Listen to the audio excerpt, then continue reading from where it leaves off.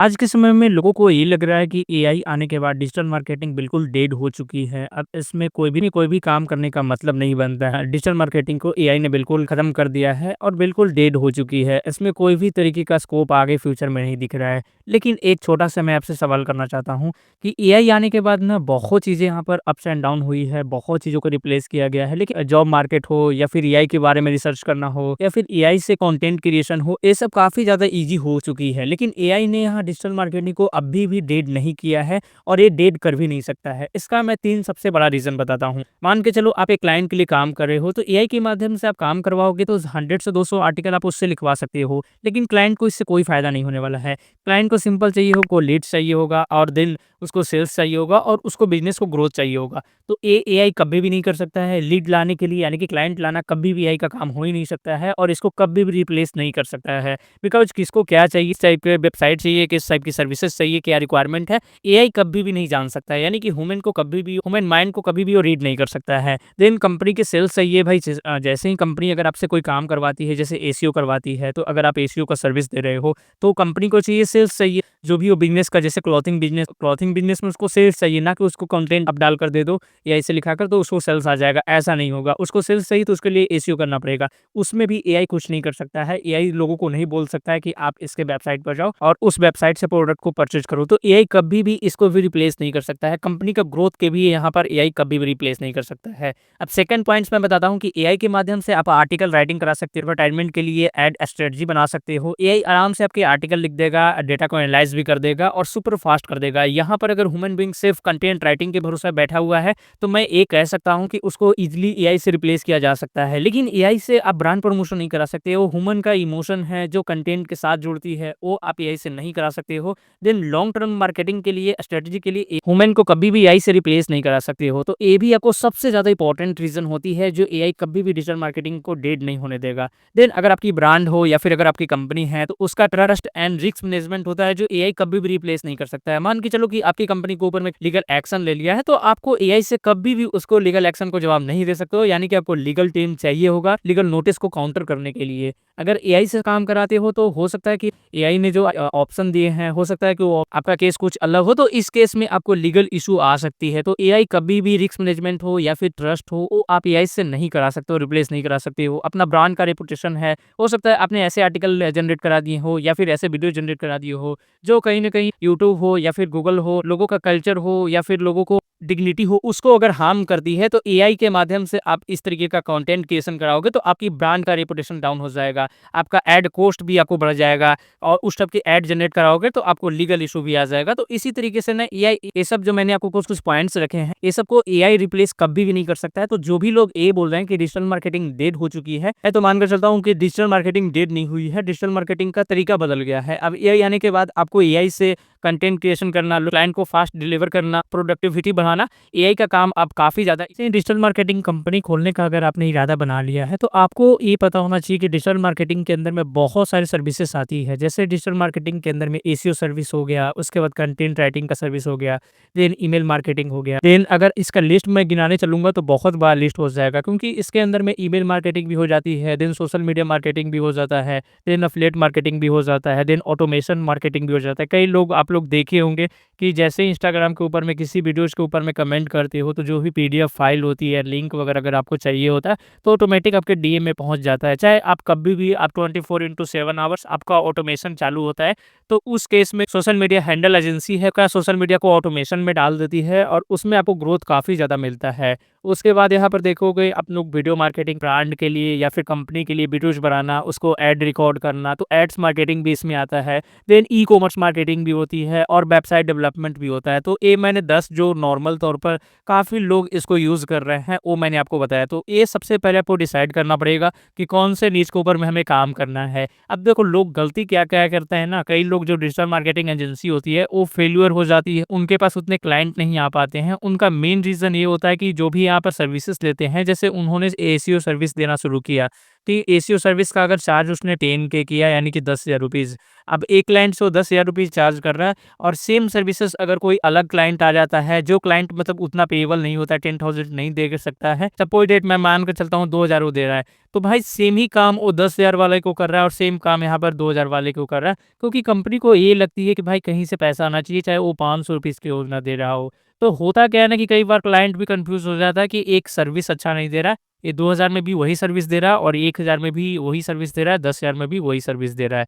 Agency है वो failure होने का 99% चांस है कि उस टाइप से वो फेल हो जाएगा। आप बोलोगे कि उस टाइप की क्लाइंट को मैं छोड़ देता हूँ, जैसे यहाँ पर 2,000 वो जो दे रहा है, उस क्लाइंट को मैं छोड़ देता हूँ, तो हमारी कंपनी में कैसे ग्रोथ करूँगा, कंपनी को कैसे चलाऊँगा? क्योंकि आपको एक्सपर्ट हायर करना पड़ेगा या फिर आपके पास जो उतना अच्छे टीम होना चाहिए, जो हर एक मार्केटिंग को देख सकता है। अगर एक बंदा ऐसा जो एसईओ देखेगा, कंटेंट राइटिंग देखेगा, ईमेल मार्केटिंग देखेगा, तो मेबी वो अच्छा नहीं परफ़ॉर्म कर पाएगा क्योंकि उसके पास हर एक चीज़ का नॉलेज होगा लेकिन 100% कुछ नहीं होगा।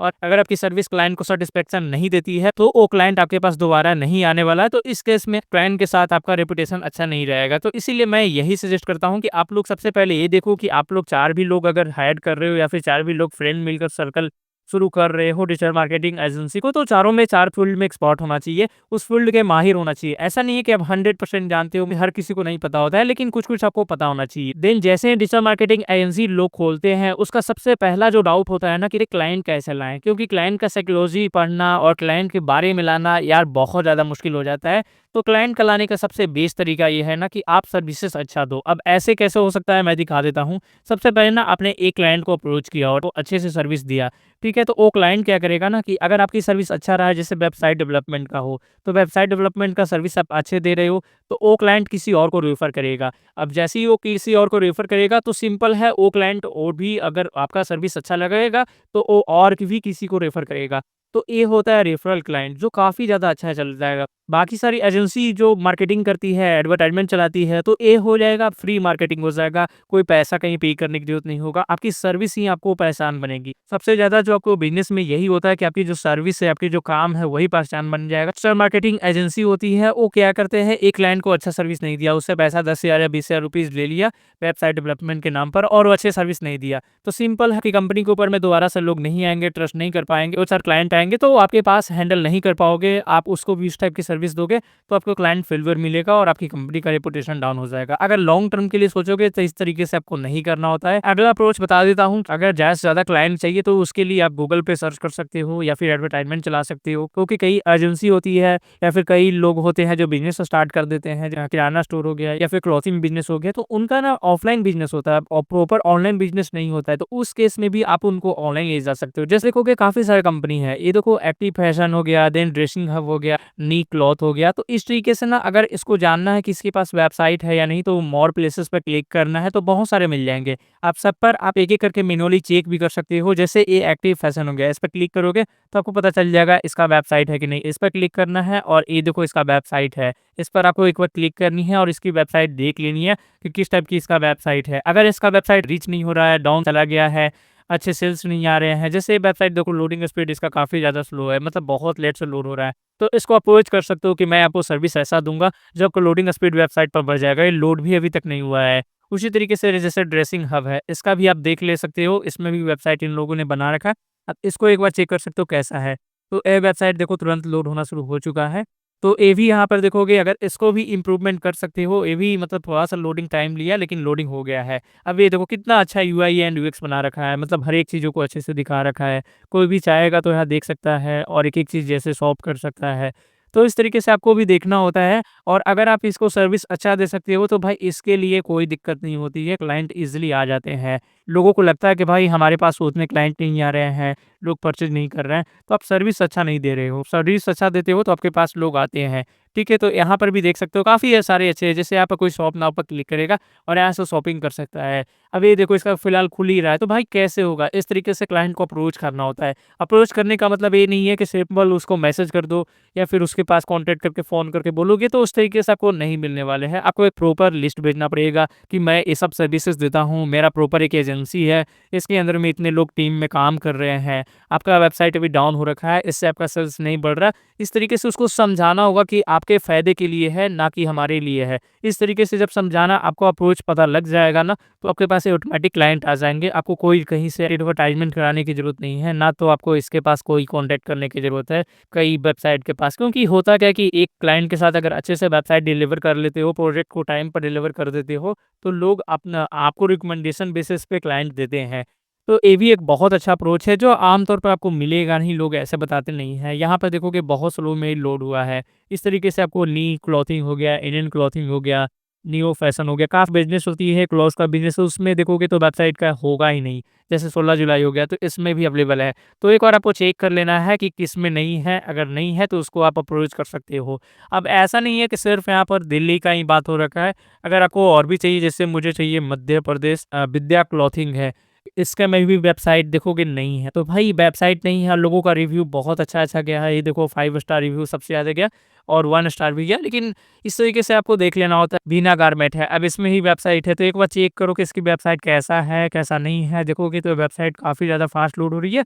तो इस तरीके से आपको अगर बढ़ाकर दोगे, सर्विसेज़ दोगे तो भाई आपके पास क्लाइंट आते ही हैं, कोई इसमें डाउट नहीं होता है। और ये भी किसी ने बनाया है, ये भी देखो एक कंपनी ने बनाया है पेजअप। अब इस पे क्लिक करोगे तो पेजअप का वेबसाइट खुल जाएगा, तो पेजअपशॉप.com ये भी आपका एजेंसी है, ये देखो आपका डिजिटल मार्केटिंग एजेंसी है, जो आप सोच रहे हो उस टाइप के स्टार्ट करने के लिए ना, जैसे एआई है, वेबसाइट डेवलपमेंट हो गया, मोबाइल डेवलपमेंट हो गया, मार्केटिंग हो गया, यूआई यूएक्स हो गया, इस तरीके का ये सर्विसेज़ कंपनी ही दे रही है और ये कोई बड़ी कंपनी नहीं है, जस्ट नॉर्मल कंपनी है।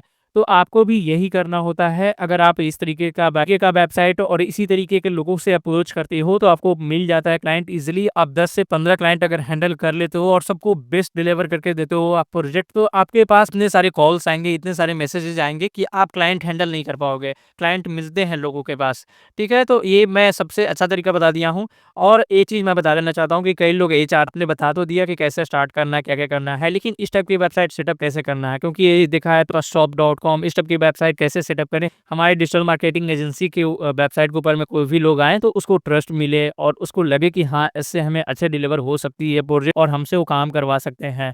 तो वेबसाइट डेवलपमेंट के लिए आप मुझे कमेंट सेक्शन में बता सकते हो, सिर्फ आप कमेंट कर देना वेबसाइट डेवलपमेंट, देन मैं अगले वीडियो लाऊँगा, उसमें बताऊँगा कि डिजिटल मार्केटिंग की तरह से किस तरीके से आपको वेबसाइट डेवलपमेंट करना होता है, कैसे आप क्लाइंट को अप्रोच कर सकते हैं, वो मैंने भी आपको सिखा दिया है। लेकिन वेबसाइट अच्छी नहीं रहेगी, खुद का वेबसाइट अच्छी नहीं रहेगी, तो दूसरों को सर्विस कैसे दे पाओगे? तो उसके लिए आप मुझे कमेंट सेक्शन में बता सकते हो। मिलते हैं नेक्स्ट वीडियो में, वीडियो देखने के लिए बहुत-बहुत धन्यवाद।